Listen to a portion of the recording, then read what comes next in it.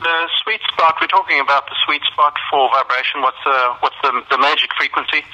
And it's true that it's reported to be around 30 hertz. However, that's just one physical modality. And you'll find that those studies are looking primarily at what's called the twitch response, that involuntary response by the muscle spindle in response to the vibration. But we also find studies that demonstrate spindle activation at 150 hertz, at 200 hertz. So, it's not accurate to say 30 hertz is the right frequency, because we see that effect across a very broad range of frequencies.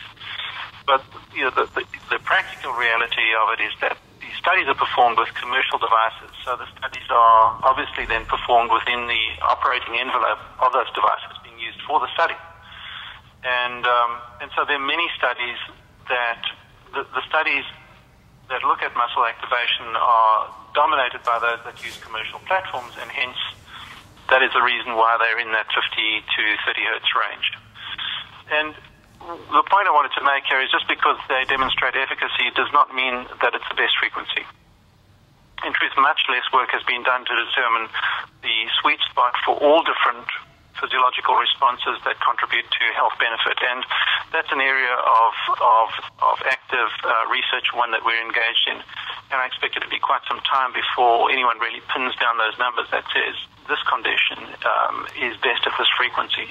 And probably what we're going to find is that what we'll have is some broad overlapping ranges, because there's so much variation in physical variation in individuals, even from even if one's looking at the same sort of muscle group.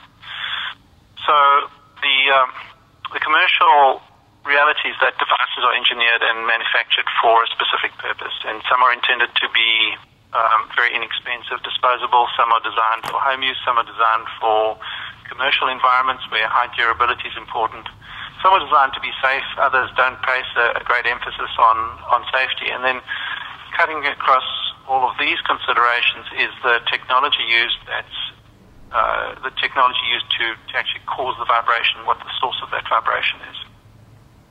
And the cheapest of all of those is a scaled-up version of what you find on your cell phone, the little vibrator in your cell phone, and it's a motor with a weight that's offset. And when the motor spins, the inertia of that offset weight causes the whole apparatus, whatever that motor is attached to shake. It's similar to a car wheel that's not properly balanced. So you get to a certain frequency, the whole motor vehicle starts to shake. So due to the low cost of this type of vibration source, they tend to dominate the lower end of the vibration platform market. But they also have a very narrow operating envelope, as we discussed earlier. So one level up from there are devices that use two synchronized motors. These are a little bit more expensive and a little bit more complex and cost a little bit more and have a slightly wider range of operation. So you can see that the pattern, that the more capability that the device has, the more technology is involved, and obviously that affects the cost. And only recently have vibration platforms been developed that offer a much wider range of operation and allow for effective vibration across a wide range of frequencies, from as low as a few hertz up to 100 hertz. So with the advent of these devices, there's new research indicating many other health benefits, not just muscle response, but we're looking at improvements in circulation, in lymphatic drainage, reduced blood pressure, flexibility, all sorts of benefits, not purely muscle related, but much more around general wellness and total health.